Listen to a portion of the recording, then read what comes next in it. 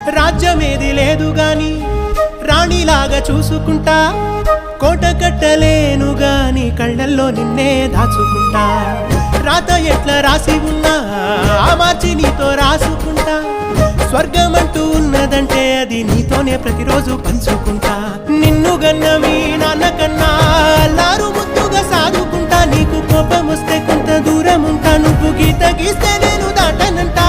కంట నీరు కంటి రెప్ప దాటకుండా కాటుకై కావలుంటా.